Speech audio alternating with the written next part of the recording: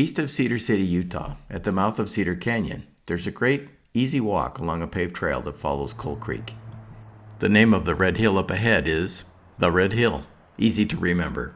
The hillside showcases about 40 million years of geologic history.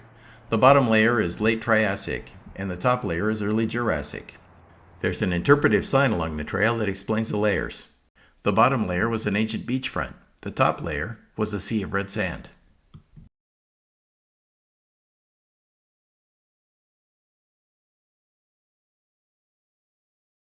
There's a sparse pinyon-juniper forest here. This pinyon was interesting because it had both single needles and double needles. Maybe it's a hybrid.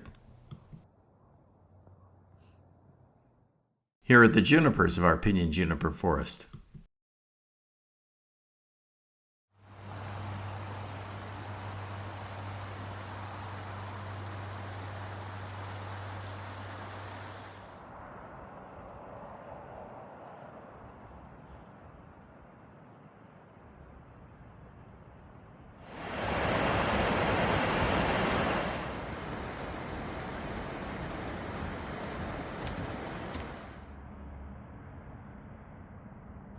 Lots to see along this pleasant, easy walk.